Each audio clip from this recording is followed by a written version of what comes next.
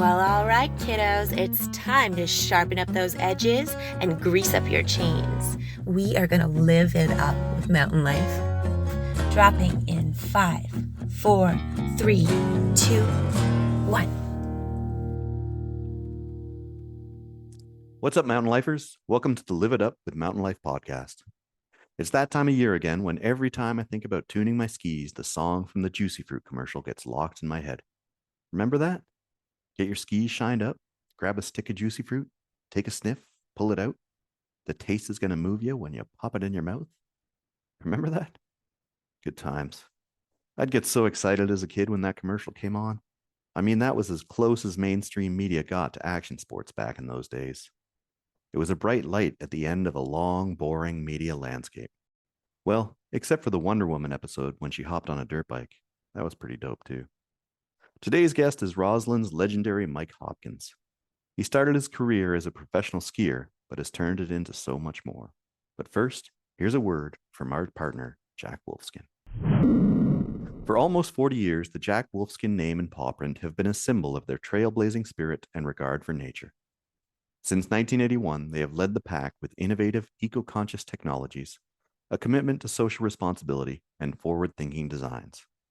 If you haven't seen the Jack Wolfskin paw print before, it's because they have only just completed their newest den here in North America.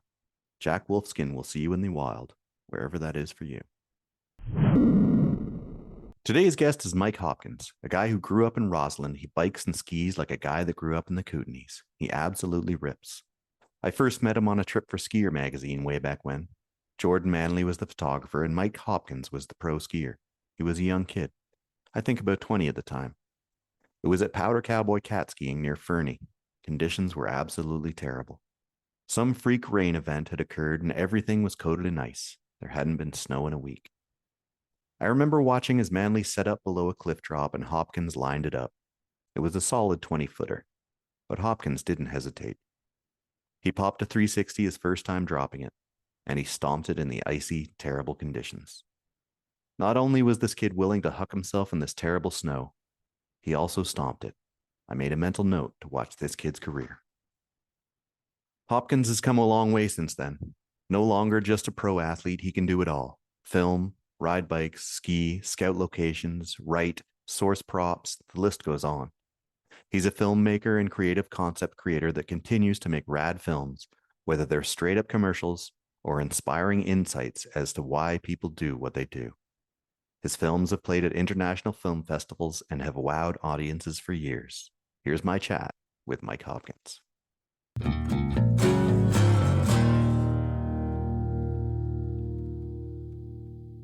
Mike Hopkins, welcome to Live It Up with Mountain Life podcast. How's it going? Oh, it's great. We're here for the second time because we just almost did something like this. We've been rolling for a while and somebody forgot to hit record. So we're well rehearsed now. We're ready to roll, bro. Oh, I guess we're going the full disclosure route, eh? Oh, 100%. Is there any other way? So, now I know that you live in Roslyn. Yes. Good place to grow up. It's a great place to grow up. So let's circle back here, right? Let's circle back. The highlights for me of what you just talked about for half an hour were your sponsor tape. Yeah. That was awesome. And how you got sponsored originally for skiing. Yeah, fair enough. So how'd you get sponsored skiing? Right. Well, yeah, I mean, I guess let's start with Roslyn because Roslyn's pretty awesome. Mm-hmm. So Roslyn being the little mountain town is, we have I was like definitely a product of the environment. Like this is here, there's only a couple things to do. I grew up in a time when video games weren't exactly a huge thing because I'm 38 years old. So, crunch the numbers, take you back. And I mean, we basically skied in the winter and biked in the summer. And like that was your outlet as a kid. I mean, I played a bunch of other sports because I was pretty athletic and I just loved it. And, I had so much friggin' energy to burn. But yeah, Roslyn, it has a ski hill that's 5 minutes away, Red Mountain. It's incredible, like insane for such a small town to have that there is insane. And then the biking is, it's next level. There's this ever expanding trail network that surrounds the town. And I can't remember how many kilometers of trail. It's like 200 plus kilometers of trail that go in and around town. They actually have part of our city taxes pay for trail crew to be building year round. And That's awesome. Yeah, and it's like KTCS. Yeah, Kootenai Columbia Trail Society. These guys kill it. Yeah, pretty awesome. Very, very cool. Yeah, and they just constantly expand things, and there's cross country skiing on the doorstep too. So anyway, growing up here was pretty next level, especially as a kid. Our parents, like the ski hill was our babysitter. We got dropped off there, and our parents were like, okay, stay together as a group, ski all day. It's awesome. Learned like independence at a very early age, and I met our parents at the end of the day. And then as we got a little bit older, like when we were, we got in all sorts of trouble and had our fair share of close calls and everything else, but somehow we all made it through. But I remember like one of the highlights of childhood was skiing home, because from the top of Red you can ski down to town, and you basically just ski all day. Parents drop you off, ski all day with your buddies, and then you all rip down the hill at the end of the day and ski right to your guys' houses. And like that was pretty sweet. And so we decided one year that when we were 13 that we'd build a cabin on the backside of Red without telling anybody. We told our parents where we're going. We're like, oh, we're building this cabin. And we built it on the ski route home. We called it the rodeo cabin. Pulled up like a cast iron stove and like built an A-frame with this loft in it, insulated it. And then as it went on, we'd tell our parents that we're going to stay the night at the cabin. So we'd get dropped off the ski hill, ski all day, go up to the top of the hill, and on the route home, we'd stop at the cabin, stay the night, and then ski down in the morning. And cool. It was like that was pretty awesome. That was pretty sweet. That is pretty awesome. Yeah. I mean, that was that's Roslyn in a nutshell, man. Like we did all the things. It was very outdoor orientated, and I mean, that's kind of like, that was childhood in a nutshell. That's what I chose to raise my kids here, because it was pretty next level. So. Yeah, cool. And you said, so then you went away to university, tried that out for a bit. Yeah, I mean, so growing up here and having skiing and all these influences be so huge, it's once ski movies started becoming a bigger and bigger influence, I was like, oh man, like it would be really incredible.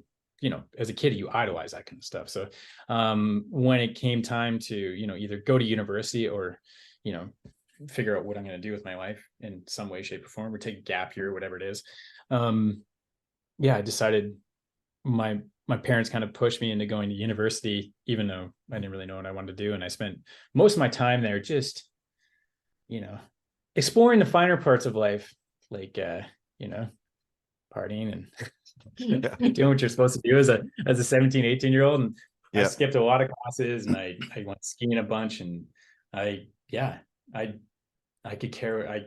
It's funny because I'm paying for my own way. And so I was paying to go to school, yet I was just doing everything but school, because it had zero interest to me whatsoever. And also like not really understanding that what my options were. Like coming out of a small town, I think you're pretty limited on understanding, what kind of options there are. Like even going to university, I was like, I don't know. And I remember my guidance counselor at school, she was just like, oh, just do sciences. I'm like, I don't like science. I don't know. I no. And she's like, well, I don't know what else you want to do. I was like, okay, cool. Thanks for the guidance. Like, dope. Guidance counselors are the worst. Oh man, I end up enrolling all these courses, and I'm like, this is the driest, worst thing. Like not inspiring at all. Yeah. And so I spent so much time skiing and partaking in social life and figuring all that, expanding my social education, as they say. Yeah. And then after the first year, I kind of made a deal with my mom where I was like, hey, I know you really want me to get a degree, but why don't I have a go at like pursuing my passion and my interest and give skiing a go? Like, give me a year to give skiing a go and trying to make something of it. And if I'm not sponsored, or if I've got zero momentum after the first year, then I'll go back to school and finish up and I don't know, weather that storm. Yeah. And as it turned out, I kind of built this plan. I was like, okay, she gave me one piece of advice as we went into it. And it's like the best piece of advice I think anyone can ever give anybody is like, okay, if you're going to do this, don't half-ass it. Yeah. And I was like, all right, you got it. 100%. And so I didn't. I was like super focused. I had a friend with a camera, and I would either borrow it and self film, or I would or I'd get him to come out with me, or I just, any chance I got, I would try to get people to film. I was like, hey, I got this move I want to do, can you come film? Like, hey, I got this line I want to ski, can you come film? And my friends would help me out, and it was amazing. Like, it was, like, you have especially your core childhood crew of friends, like my buddies like Josh and my brother, and these like lifelong friends that are like, okay, yeah, just there supporting you. And I remember I built this promo tape, and I was like, okay, cool, I got a promo tape, like, sweet. Well, tape, it's a DVD, promo DVD. Yeah. And cut it all together, and I was like, okay, cool. And then as the winter progressed, my plan was to, now super foolproof, of course, was anytime I was skiing in the chair. And so Red's got this pretty sweet pitch called Lynx line, and it's right off the top, right underneath the chair. And I was like, I'm going to ski under the chair every day and just weigh it down, like just be shredding, and see if I can get the attention, in hopes that someone's going to be riding a chair with some sort of influence, or some like rep, or some, marketing manager or something like that is going to see me skiing and be like, oh, we got to have that kid. Like, who is this guy? Like, we're catching the attention of someone. Anyway, this is my grand plan. And I was skiing on the chair a lot. Yeah. And then sure enough, it's like my brother and I were sitting there waiting for my mom to come pick us up at the car, like the parking lot. And this guy comes up and taps me on his shoulder. And he's like, hey, what's your name? I was like, oh, I'm Mike. And he's like, my name's Mike too. And I was like, oh, cool. He's like, hey, hands me this card. I was like, got Rosignol across the top. He was like, yeah, how about you come ski for us? I was like, I remember looking at my brother like, oh, it's like, no way, like, this actually worked. Like, I was like, yeah, I was like trying to play it cool too. I remember being like, yeah, like, well, that's, yeah, like that'd be awesome, that'd be great. I'm like, let me just go make a quick phone call. And he's like, I have something, I have a promo tape that I I'd like to give you, so you have my, what I'm up to. And I remember I ran to the lodge, and I'm like, speed dial my mom. I'm like, mom, can you like bring up my, go turn around the car, go pick up my promo tape. There's a guy here that like potentially like might sponsor me. And anyway, she's like, okay. And then she like ripped back, grabbed my DVD, came up, and I remember she like dropped it off, and I was like trying to, it's like, yeah, so I'm, put together a few clips. Here you go. Here's a promo tape. And he was like, oh, thanks, man. It's like very like, you're like on it. And I was like, I'm trying to be. And then we got in the car and drove away. And I remember just looking at my bro. My brother's like, dude. I'm like, ah, like, this is so awesome. Yeah. And as it happened, things happened pretty fast. Actually, he watched the promo tape and then sent it off to the North American guys. And then next thing you know, I was like signed on Rossi, and I was, it was like getting free skis and like getting paid, and got put on a pro team the next year, got flown around Europe. I was like, holy smokes, like, this is awesome. I remember getting a phone call, you want to go ski in Europe? And I just like, as a 20-year-old or 19-year-old, I was just like, okay, let's go. Like, this is awesome. But yeah, it was that was a pretty cool time, pretty exciting time. And then I can't believe it worked though. Just classic skiing out of the chair. Yeah. I'm gonna do that tomorrow at Blue Mountain. There you go. Shred away, my friend. Shred away. But yeah, and then I mean, from there things happened.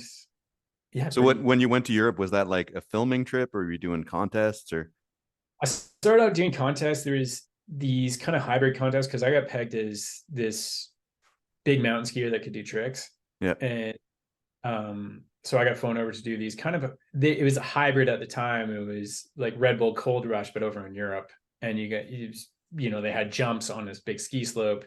So you had everything from, big airs and big one, like skiing big mountain lines, but they had these jumps that were kind of just cut into the slope. And it was early days. So it was pretty like trial and error, if I'm honest. It was touch and go at the best of times. I remember this one comp in, we were in France. I can't remember where. It was either France or Switzerland, but I was standing at the top and I was like, there is nothing but rock below me. Like, what is this? And they're like, okay, you can go. And I was like, do I have to? Like, this is nuts. Like, I don't understand this at all. I'm just like barely any snow. There's like there's just the tiniest amount of skiff of snow that's sitting on top of these hidden sharks. And I remember off the first cliff I dropped, I landed on this rock and my legs like splayed out. I held it together and I was like, oh, this is so dangerous. This is so incredibly dangerous. And I ended up making it to the bottom, but I remember having a pretty strong conversation with myself, being like, you got to make some smart decisions here, Hopkins. Like you got to really pull it together, because this is going to end horribly for you if you continue down this route. So but anyway, I did a bunch of those competitions for a handful of years, and then did some film stuff, and just as I actually mentioned before, we've actually had this part of the conversation, but I don't know what you're talking about. Yeah, never. Is skiing was a funny one because it was at a time where there was a lot of egos and a lot of like really larger than life characters, and being a small town kid that was thrown into that environment, I don't think I had the confidence or the tools to navigate that kind of environment. So I kind of retreated back into myself and was a little bit too, I don't know. It was a strange time for me. I just it just wasn't really working. The fun of skiing kind of evaporated, and I got caught up trying to figure out like, oh, who am I supposed to be? Like, what's the best way to go about this? Just really not having like a whole lot of self-confidence to like really kind of break away from that and carve my own path. I mean, I was just a young kid, and so skiing I started to feel like a lot of weight from skiing, and then I got pretty burnt out pretty quickly on it, and it was just no longer like this beautiful thing that I love to do. It was riddled with like obligation and anxiety, and that's what it felt like. And then and then biking came along. Well, not really came along, it never really left. It was always this thing I did in the summertime. And it became my outlet. It was like, oh, this amazing escape from everything, and it just felt like so free and so awesome. I had this incredible community of friends, and that's something I didn't have in skiing. It seemed like it felt like I was in this really weird business environment all the time, where it's just like do. And I was like, oh man, like this is intense. And biking felt so community driven, and I had all my buddies. Like I had this crew that I always rode with, and we were super tight. We were always pushing each other, and it just felt so fun and organic and beautiful. And I just naturally started like gravitating more towards bike and investing more time and energy into that, and it just became this thing where I was like, okay, well maybe I'm just gonna start transitioning out of skiing and trying to put more time and effort into biking, especially after I picked up a few sponsors in the bike scene. I definitely started investing more time and energy into that because it felt like the right thing to do. And I think my ski experience was a little bit tainted, or just I couldn't quite break out of that. Weird headspace thing. Anyway, it was like a young kid thing. You're trying to like figure yourself out, and anyway. And you got everything you wanted right off the get-go, pretty much. Like it all happened pretty fast, for sure. And it was and I just didn't really have much of a plan or the people around me to help me navigate that, or even being myself. Like I was not ready to navigate that. So anyway, I used that as a learning experience to like what not to do in the bike industry. I was like, okay, let's try not to do that, and keep it fun. And so were you a pro mountain biker for a while, just solely pro mountain biker, or? Well, I started skiing to like, I don't know, 5 or 6 years of like pro skiing. And then after the third year, I was also started getting paid for mountain biking too. And so I had like 3 years of overlap there where I was doing both, getting paid for both sports. And that was kind of cool. I was like, oh, kind of. I mean, it was pretty awesome. I was like, oh man, this is like really working out for me. Like this is pretty cool. And I was just busting my ass, and I kind of had that mentality of in my head, where my mom was like always in there. She was just like, don't half-ass it. And I remember when I started in the bike stuff, when I started shooting Frankowski, and this precipitates even to, I mean, last year, I have the thing where it's like, if a shot's not as good as it possibly can be, then, or it's good as it, is it good as it can be, then I'm just going to do it again until that's why we're there. We're there to make sure it's the best it can be. And I think that's why Frankowski, like Derek Frankowski, who him and I first teamed up to shoot photos and whatnot, I think he loved me because I was just like, okay, and again, and again, and again. I was like, my toe's doing something weird there. It's like, and again. And then even, that's something that's persisted throughout my entire career. And even last year we were trying to get this one cable cam shot. It was like pretty technical. And we did 42 takes on the same line. Yeah. I was like, okay, over 2 days. I was like, all right. And then you finally get it. And you're like, all right, that's pretty sweet. And onward. You're like, was it worth the investment? And you're like, yeah, I don't know. It's like, but hey, it's a great shot. So yeah, awesome. So yeah, you said Frankowski, and we talked about this before I hit record. You guys worked on Life Cycles together, which was such a huge movie. In so many ways, it felt like the beginning of the digital age, was it, or like something about it? It was like right at the precipice of like the digital age, I think. Because I remember they were shooting with the first Red camera, like the very first one that came out. So right. There was a big, it was kind of right at that tipping point, I'd say. But Life Cycles in general, like Life Cycles was an incredible experience. It was 5 years. I invested 5 years of it, but ultimately my investment was nothing compared to Derek and Ryan, those guys. That was a pretty interesting kind of apprenticeship / experience for me over the course of those years, because I watched two guys basically break themselves trying to create this vision that they had in their head that didn't exist in the industry. It was something that was totally new and fresh and such a departure from what was already happening, but watching two guys believe in something so heavily and then invest the energy to execute it in the way that they see it, not the way that they feel like it should be dictated, or how other people feel it should be dictated. And it was awesome. Like I just soaked it up like a sponge. I was sitting there, I was like, okay, these guys are really trying something different, and then also hitting all those hurdles that come with doing something new and different. Like the low sponsorship dollars, people not really getting the concept, or everything like that. And I watched those guys spend their own money just to get that, like a lot of their own money just to get that thing off the ground. And then once it came up, blew the doors off the industry, and it kind of opened things up pretty substantially. And that for me was definitely a pretty impactful time it was pretty impactful for the rest of my career. Like I saw that and I was like, this is what I want to do. This is so cool. Like this, like all the, like even just the process of the whole thing, the execution of an idea, the commitment to an idea, and then at the same time, all the, even the struggles that came with it, like just made you, it like means so much more when it actually comes together. So it was I don't know, that was a very, that was pretty impactful. That was pretty cool. You guys are awesome. I watched some of it this morning, and the whole season change shots, and like the amount of time all that must have taken, I can't even fathom it. Yeah, there was a lot of, we spent a lot of time.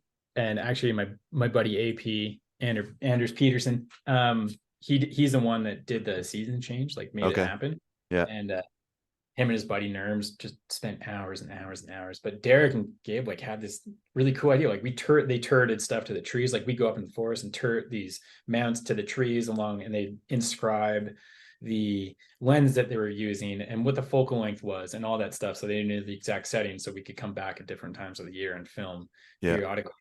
Kind of like built the trail to weave around it. So it was really this pretty orchestrated thing between trail building, riding, and then at the same time filming. It was super cool. And I remember meeting guys in New Zealand when I was spending a lot of time down there, and a couple of them worked for the BBC, and I mentioned that, I worked on Life Cycles. They're like, oh, you do film stuff? And I was like, yeah, I don't know, you probably don't know that much about mountain biking because you guys are BBC, but there's this film Life Cycles. And they're like, you were in Life Cycles? And I was like, yeah, I worked on that for like 5 years with Derek and Ryan and those guys. And they're like, oh, we've seen that. Like we know that. And Derek has gone on to, like, he's filmed for Planet Earth 2 and 3. Oh, he's wow. worked see a fair bit. And so it's like they covered some ground, man. It was pretty cool.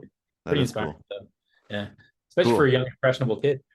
It's pretty Yeah, awesome. yeah. I mean, and like, if you're the athlete in that movie, you're not working. Like, you're also working your bag off to make those shots happen.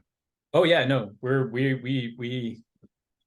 like I said, no half-assing it. But Yeah, and like, the beauty of it too is like I lived Ross, like Derek and Ryan and I both lived in, all three of us lived in Ross at the yeah, time. So right. I was the go-to kid. So I was very, very available. And then we could bounce ideas off each other. And then all at the same time, we'd go and make those things happen. It wasn't this operation. It felt very, very easy to go and do. Yeah, Not saying the work was easy, but in terms of like executing the idea and formulating the idea, it was like logistically a lot easier than having someone from out of town, only have so much time to do it. So yeah, we covered, yeah, it just made a lot of sense. We covered a lot of ground. I remember even there's like a big hip jump in there. Just randomly went to this guy's house and knocked on his door and was like, "Hey, can I build a big jump in your yard?" And he's like, "Huh?" It's like, "Yeah, like big jump, big bike jump." And he's like, "Why don't you come on in?" And I was like, "All right." And amazing. it was in Fernie, BC, and he's like, "So tell me what you want to do." And I kind of laid it out for him. He's like, "Well, I got a couple of big excavators out back. When do you want to start?" And I was like, "No way." Oh And, man. and that's how it came out. And I can't remember how much that was, but I had to round up the cash to uh, fund the excavator. I basically had to like fund the shot. And so I was sponsored by Monster at the time and talked to Monster. Monster kicked down a bunch of money to like make it happen or whatever. But thanks to those guys. And but yeah, it was pretty amazing. This guy's just like, he's like, "Yeah, I got a couple of excavators out back. Let's go dig up the yard." That is I'm like, amazing. "You're awesome, dude." And then we got to know him super well, and yeah, it turned into a pretty sweet shot. But Yeah, yeah, I cool. don't know. There's a lot of wild experiences, a lot of crazy, like really good, just life experiences all around that are I, kind of entailed in that. so that kind of led to your current career, which what is your current career? What would you call yourself at this point? That's a very good question.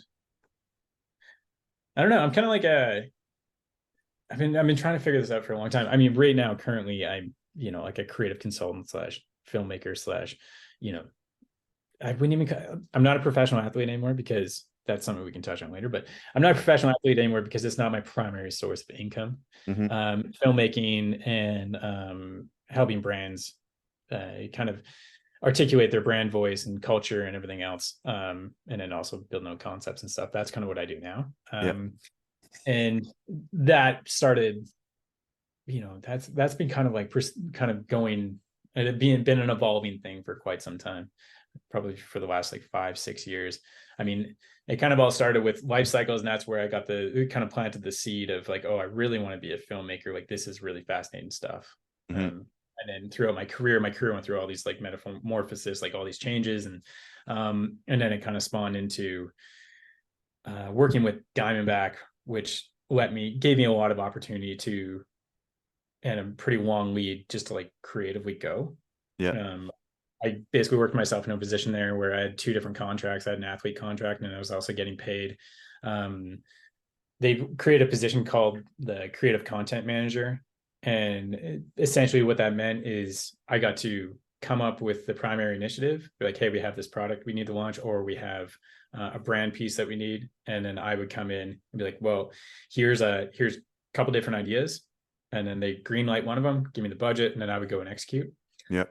So it was like almost like acting as a one-man agency slash production house.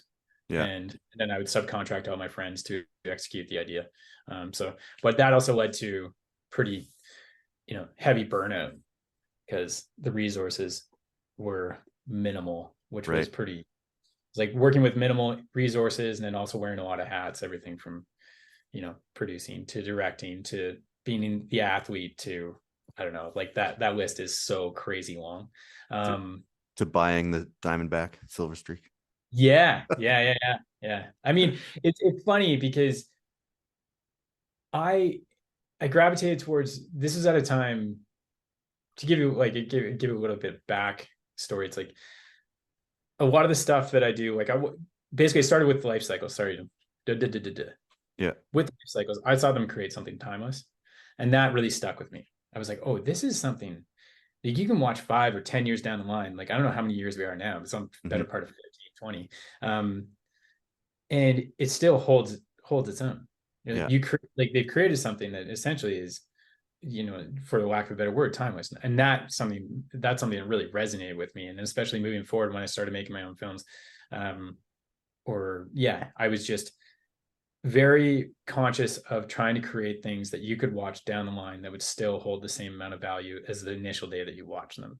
And it's not something that had a shelf life because it spoke to human nature. It spoke to these things that brought us back to where we were as a kid. And it's like speaking to more like your inner core than how cool something is or a product or something or whatnot. But at the same time, you're trying to align a brand or product with that timeless feeling. So Right. for like the marketing kind of side it came in, but that's also what funded these things. But I was very conscious of creating things that hopefully had a shelf life of, an extended shelf life, which was, where we kind of like graduated into with Diamondback. And I moved away after Dream Ride. Like Dream Ride was a pretty monumental thing. And I think that's in a way, it's got some like timelessness to it because it's all based around adventure and tells this kind of timeless tale. And it speaks to me on that. But that series definitely burnt me out. Like that series took everything I had and then some just to Yeah. pull off, because once again, when you're wearing so many hats, you hit the end and you're like, holy smokes. I remember after the first one, I was like, oh man, I don't know if I want to do a second one. But the first Yeah. one did so well. They're like, how about a second? I was like, okay. And after the second one, I was like, I'm definitely not doing a third one. They're like, how about a third one? I was like, oh, yeah, okay, let's go. I'm like, Yeah. and he provided like such cool experiences for my friends and whatnot too. Right. Like the incredible, like we had to fly around the world and do crazy things. And granted, like none of us were making any money. Like it's like all the budget went in just to pulling these things off, and the production crew made a little bit of money, but it was a fraction of what they normally made. I remember Bruno, the photographer, like I feel so bad because I couldn't afford to pay him any more than he was, than what I was giving him, which was a Yeah. fraction we would normally get. And Yeah. then like very few people were making money on this thing, and least of all me. Like I Yeah. think the Dream Ride series alone, like I paid out of my own pocket up to, I think it was like $8,000 by the time it was all said and done, Wow. because there was like things that needed to be done. And yeah, there's some pretty crazy, I don't know, situations that happened within that I won't like get into, but even, like having, yeah, I won't get into them. No, we'll skip over that one. Skip over that All bit. right. But All anyway, right. it cost me about $8,000 of my own money to produce those things. Yeah. And at the end of the day, I just kind of, you're like, all right, it's like if that's the way the cookie crumbles, then you're like, okay. But I kind of viewed it. I looked at the bigger piece and saw that if I didn't put in that money, they wouldn't have been as good as they were. And then also, this is going to be a stepping stone to hopefully moving forward in my career. It's Yeah. like an invest. I viewed it as an investment in my career rather than, getting screwed. So, Right. a little bit of column A, a little bit of column B, no big deal.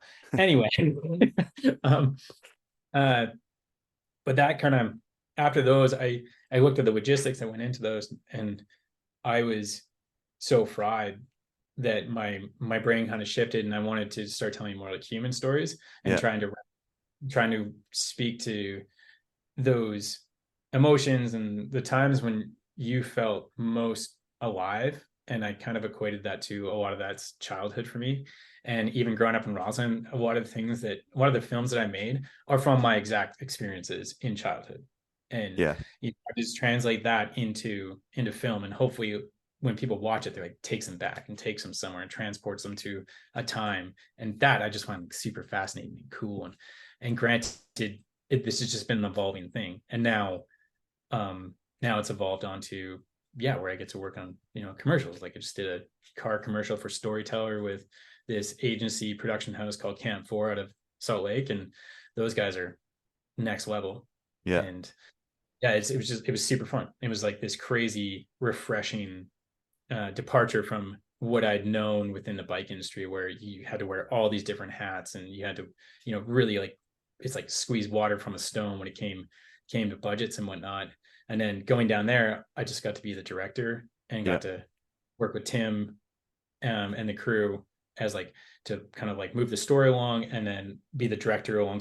Tim and I co-directed it, but then you also had this team of individuals that are all like working together to create this thing. And that was really refreshing and cool. And like, yeah, the resources were just there to like do Right. something. It was pretty eye-opening. It's pretty awesome. But Yeah, that is cool. So, and then like all the Dimeback films you made, like with the childhood stuff, like the Diamondback and the what are yeah. the Window Shopper, and what was the other one? There's Window Shoppers, Skidsville, Right. Siblings. Yeah, Um, yeah. yeah, Those are all made in Roslyn, were they? yeah, those are all made in Roslyn. Like those. I mean, you were talking about the Silver Streak before. Yeah, The Silver Streak's kind of crazy. For Window Shopper, we needed like an old Diamondback, like one of the iconic ones, and yeah, and kind of based it in the 80s because we wanted to take it back there because I don't know, that's where my head goes to the 80s. Anyway, so we found this. We had to go down the rabbit hole of vintage BMX and into that scene a little bit, and it was like this kind of crazy rabbit hole that we went down because Diamondback didn't actually have an old bike, and I don't know where it went or how it went missing, but they didn't have one. So we're like, oh, so we had to go buy one. And at the end of the day, we got kind of this introduction to the vintage market, and it was pretty cool. It was yeah, pretty funny. I was like, holy smokes. And then you look at the prices of things, and you're like, what? You're like, yeah, what do you mean BMX is going to cost us $2,300? You're like, holy smokes, man. And yeah, we ended up buying it. I mean, Diamondback paid for it, which is great. But yeah. yeah, we're just like, okay, I guess it's got to be done. You That got to that have it. that one's a killer too. That's a holy grail, that one there. Yeah. So Yeah. yeah, I mean, yeah, stuff like that. So sweet. And Um, like, and even doing like the like productions in small towns, productions in yeah, small towns. Speaking is comical, man. Everything from just you can get away with a lot more, right. and at the same time, it takes. Yeah, I can get away with a lot more. Like, I mean, everything from Window Shopper, because things were based in the 80s, that anytime the kids went out in the street, um, we had to line the street with like 1980s vehicles. Yeah, And to find vehicles that are 40 years old is not always the easiest thing. So I would randomly drive around town or ride around town, knock on people's door who had old vehicles and be like, hey, can I like drop you off a case of beer and take your car? And they're like, yeah, who are you? What are you doing? And then you give them the rundown. You're like, yeah, okay, just have it back by like nightfall. You're like, yeah, no problem. It's like, yeah, you got it. So I was able to like just basically trade wine and beer to like set dress things and everything yeah. else. But man, it's great. And then Was Were those videos kind of a reaction to the Dreamline videos? Trying to make it a little simpler, uh yeah, like just I don't know. I guess yeah, pretty much. It was more taking it back to like where it all began. I yeah, want to kind of reach back to like what makes us all really enjoy this so much. And I think everyone has a general understanding of what it feels like to ride a bike for the first time. yeah, And not the first time, but also there's those moments, those pivotal moments in early life. And a lot of them from me personally circulated around bikes and, doing stuff with your friends and getting in trouble and getting away and all yeah, that stuff. That yeah, was childhood in a nutshell. And that's something I think everyone can relate to. And so I was very much like, okay, cool. And just write stories around this stuff. Like yeah, this is kind of what feels like it hits home a bit and will resonate with people and resonate a lot more than, doing another shred at it, yeah, yeah, yeah, and granted, it kind of had the track record of going on to like the Dream Ride series, went on to win a bunch of awards and travel around the world. And then same with like Siblings and Skidsville. And they went to a bunch of film festivals, international film festivals, bounced. So these things were like taking off and kind of going all over the places. And yeah, living beyond probably like the small window that they should have had.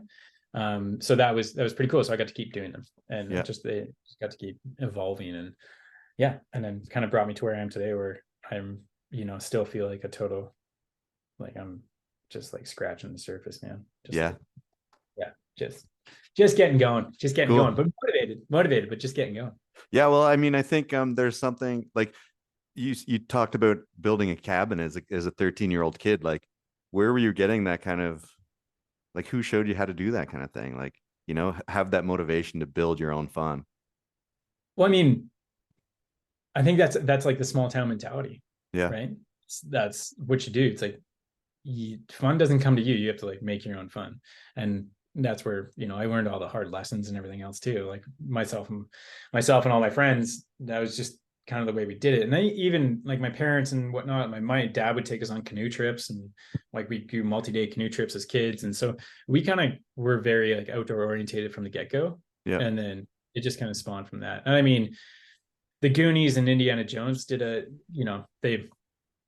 they definitely stoke the fire a bit. I remember the Goonies as a kid, just like, oh, the coolest thing ever. It was cool. Find a pirate ship. Awesome. So yeah, man. So it Cool. was pretty amazing. But so yeah. what's next for you? What's happening this winter for you? Or... This winter, just waiting to hear on a couple things. Got a couple irons in the fire. Yeah. Yeah, it should be pretty. Yeah, it should be pretty. It could be crazy busy, or it could be me grinding to sell a few ideas. But right now, I've got a few weeds that look like they're going to go, and so we'll see if those happen. One's a bigger film, it's like about 45 minutes, and then the other one's a couple like marketing campaigns and whatnot. So cool. Have you made any ski movies? No, never. No desire to? Not really. No, I'm definitely more interested in the people that are doing it than the sport itself. Yeah. Because I think those people speak to, the greater, I think the larger picture. Yeah. Like this one I have is based around a mountaineer who's a skier, a climber, an ice climber. Like he does all the things, and I think he just embodies the outdoors, and he's kind of this total dark horse and I find that kind of stuff much more fascinating and much more real. I don't have a whole lot of desire just to do. I see, especially coming from the bike industry, I see in a lot of ways, like we spoke about feature films, and that's something I feel is lacking in the bike industry right now, because I think the feature films used to be they were a huge part of my childhood. Yeah, for sure. And also now I feel like it's also something that's lacking because there's so much content out there nowadays. It's difficult to get something to stand out. And I think having a longer form film would definitely do that. And also gives you all these reasons to get people together and celebrate the community and everything else, like premieres and whatnot. Like it's just super fun and exciting. And it gives a little bit more than just sitting down at a computer and watching something. And that I feel like is something that's missing in the bike industry. And it's also got to be the right kind of film too. Right. I think, yeah. I see a lot of stuff in the bike industry that just feels exactly the same as it was 20 years ago. And a lot of people, I don't know, like how many shred edits can you watch? How many, I feel like very few outliers. And that's where I look at, I see like Life Cycles and a couple others that are definitely those outliers that actually had an impact. And I mean, shred edits at this point too, the tricks are so ridiculous. Like they're unrelatable. Well, and it's just, unless you're in the very core of it, and even it just feels like that classic game of quantity over quality. And even if they're like shot really well, it's like, what's it actually saying? Yeah. And that's something that is huge for me. If it's not saying anything, then I don't really have a whole lot of interest in it. Because like, what's the takeaway? Right. I mean, the takeaway from those, I mean, as a younger kid, it was yes, very much that it's like, oh, I want to be like that. It was inspirational and aspirational to the select few that are super talented. But yeah, in terms of speaking to the broader community, it doesn't say a whole lot other than that person can ride a bike really well and they represent, this brand or this brand. And it's like, okay, cool. I'm not saying there's not a place for it. There's definitely a place for it, 100%. It's just, I think there's also a lot of room that's unrealized potential within the industry that hasn't been explored yet. But it's whether it's the industry is willing to export or not is the question. It's not a great time in the bike industry, is it? Oh no, I mean right now is definitely, it's a total no-go, no fly zone. Nobody's it's seen some better days, put it that way.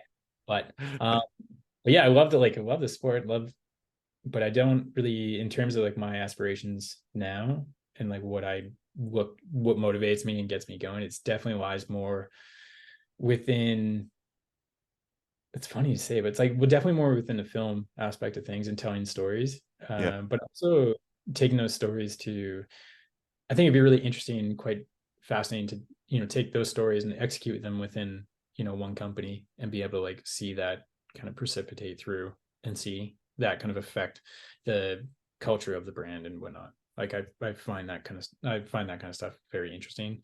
Yeah. I've I can't help myself but build like brand plans and stuff like that. Not saying they're like fully going to be executed or anything. It's just like just happens. I'm like, well, if you do this, then you should probably do this, and that should probably precipitate down into these. And anyway, Yeah. that's just how my brain works. But yeah, and then on the athletic side of things, I'm definitely, I don't know. It's like my sponsors, Diamondback kind of went totally blew up like a year ago. Yeah. Blew up in the sense that got a call from the CEO, and then they were just like, okay, things are happening at the company, they're out of our control, and everybody's cut. Yeah. And wow. that was like pretty unceremonious after like 8 years. It was pretty, but I mean, I was in conversations with, the brand manager and stuff. Those guys are my friends, and they're just like, dude, blindsided everybody. Like Yeah. this is so. So yeah, they kind of some of my major contracts evaporated about that time, and I was like, okay, I guess I'm like guess I'm a full-time filmmaker now, and start hunting. Like just a sporting enthusiast. So I still have sponsors, but they're not. I wouldn't call myself a professional athlete because it's not my main source of income. Okay. And so, but yeah, I'm still out there doing the things. Yeah, it's like cool. Getting wild on the bike and running ultra marathons. Yeah, you and ultra marathons, and you posted a video yesterday. You did a 156-kilometer ride this summer. Yeah, so we do it every. So I'm like I'm a connoisseur of the useless. I love like putting together events for my friends and just giving people a reason to get together for no apparent reason whatsoever. Like just for shits and giggles, man, just for having a grand old time. And one of the ideas that I came up with when Canada turned 150, I told him, I was talking to Trahan, my partner, and she was like, oh, what are you gonna do? And I was like, well, I think we would do like 150K ride. She's like, yeah, that'd be cool. And then instead of it just being like a road ride, because 150K road ride is pretty like whatever. But if you're doing trail, then it's like adds this whole other element. You're like, okay, cool. So for the past, and I try to rope in as many of my friends as possible. And because it's not like a time thing. It's like there's no tape, there's no time. It's just about going out, having a day, and seeing if you can make to the finish line, right? And we just move as a group. Whatever the pace is. We're there for like to have an experience together. It's great. Yeah. And it usually turns into like this sufferfest marathon. But yeah. And for the last 6 years, we've been doing it and trying to rope in more and more people. My buddy Kevin is usually, there's been a couple others, but my buddy Kevin's definitely like the consistent. He shows up every year. Yeah. He's just one of them, but he shows up every year, and it's like, yeah, he puts his best foot forward, but he only rode his bike 8 times before we did it this year. So he was not exactly, I don't think was where he needed to be, and he knew it, but he was just going to push for as long as he could. And he went 100K, which was, man, I did a 100K ride. I got it in my mind to do a 100K ride on my local trails this summer. And I did it, but man, my knees were done. Really? Yeah. My knee, I don't know. It's 10 years older than you does it, but I don't know. But yeah, it's like, it's brutal. I hear it, man. I mean, I want to do 100K next year, a 100K run. And I run like 80K ultras, and we did one the other day, like a couple weeks ago, we did this 72K loop from the house. And it's just like, I just call it like a door to door, and it's like a big loop. And so we went up, and there's this trail called Seven Summits. So we ran from my buddy's place from the town over, and ran from his door and like up into Rosslyn, and ran the trails all the way up, did 7 summits, and then back down to like his place, and ended up being like 72K. But the night before it snowed, 10-15 centimeters. And then it was like -9 up top. And so we're like, okay, it's like, this is going to be an adventure now. Like, this is going to be interesting. So, but we ended up pulling it off. That was pretty awesome. And then, yeah, man, it's just like creating, my like Trahan, my partner, is the same way. Just really enjoy seeing people like get together and like the community aspect of it all. Yeah. And so like, I don't know, we even hold this thing called it's like the kind of been known as the Hopkins Olympics. And yeah, it's a day of events that I put together for like a bunch of friends. And it goes like, it's everything from like axe throwing to like bow and arrow to there's like paintball drive-by and like like it's just kind of this comical series of events that is just made for like just nonsense, like nonsensical fun. It's just great. And Awesome. honestly, it's, I don't know, just stuff like that. I think it's pretty awesome, pretty fun. And then Cool. I mean, our girls are growing up in that environment too, so it's Awesome.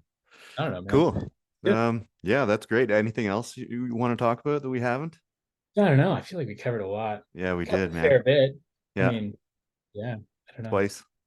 Twice. Yeah. I mean, yeah, it's interesting. I don't know. I'm trying to think of, I didn't really have any notes. I just kind of, other than the fact that if you're a bike athlete right now and you're listening to this, it's like ebbs and flows, man. Ebbs Like I and can't flows. tell you. Ebbs and Right. flows. That Like, I mean that was another question I had is like you know, if a young person is looking at your career and is inspired by it, how do they follow in your footsteps? What advice would you give? Don't half-ass it. Yeah.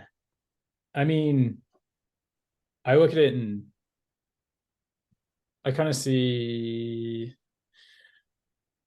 well, I think like one of the biggest things, especially for me as a young athlete, was like learning to get out of my own way. And it's like not everything. I think I grew up with a bit of a perfectionist mentality, and that's not necessarily like healthy all the time. It's like I feel like not accomplished a lot more, but I could have gotten to where it was going a lot easier if I could just learn to get out of my own way. And, you know, I was always good at making mistakes and like learning from those mistakes, but sometimes I would drag my feet getting into those situations where I would learn that lesson, because I was trying to make them as perfect as possible. And that was like pretty, yeah, that was like halting at times, you know? And then and at the same time, I look at like sponsors and everything else, and not to get overly like in or emotionally invested in like certain like in sponsors and whatnot, because honestly it's a pretty fickle world that we revolve in. I can't tell you how many times I've been picked up and dropped, and like my experience with you got to understand you're dealing with people as well. Like companies are just a collection of people, and sometimes they can be pretty cold. And so you just gotta, you know, you gotta just kind of roll with it. And I mean, yeah, it's like not getting not getting too beat down, just knowing that everything ebbs and flows. And I mean, yeah, there's times where, you know, you bust your ass for something. And like, for example, I mean, even like my bike sponsor after life cycles, they offered me a contract that was less or about the same. It was either less or the same than what I had like at the beginning. And so I was like, glummer. I was like, all that work, like what? I was like, come on. And then yeah. And then same thing. It's like, I don't know. People, you can't make everybody happy. Put it that way. You just gotta go with that and just like go with what makes you happy. And I don't know. It's like it, and then you'll be happy. At least you'll be living with your own decisions rather than, you know, trying to morph into something that somebody wants you to be. Right. Yeah. Even like film direction, like a lot of people didn't understand and still don't, why I was making the films I was making, whether it be like you know, like a lot of the, especially in the bike industry, a lot of the Skidsvilles and the siblings and whatnot, like some people really like them and a lot of people were like, I don't get it. And I was like, oh, okay. If you don't get it, then it's like, that's on you, man. Already made it. You don't watch it, that's fine. It's like, so but yeah, I'd say it's, and like, I mean, honestly, it's kind of what my mom told me back in the days. It's like, don't half-ass it. That's, I think, don't half-ass it and go with your gut, and you'll end up in a better place, rather than trying to listen to everyone who, you know, the people that you think have your best intentions in mind and everything else.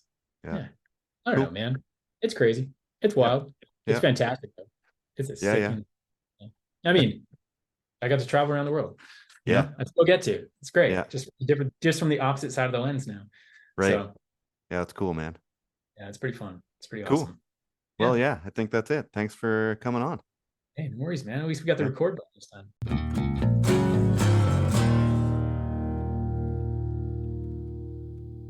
I'd like to thank Mike Hopkins for coming on the podcast. Such a rad dude. If you want to check out some of his videos, head on over to mikehopkinscreative.com. Our West Coast MC Feet Banks will be back in 2 weeks' time. Thanks to you all for listening. Don't forget to check out the print editions of Mountain Life magazine. You can get a subscription over at mountainlifemedia.ca. Thanks to Shariah Rules for the voiceovers in the intro, and to Adrian Gendro for the guitar licks. Until next time, 2 wheels, 1 love. Peace.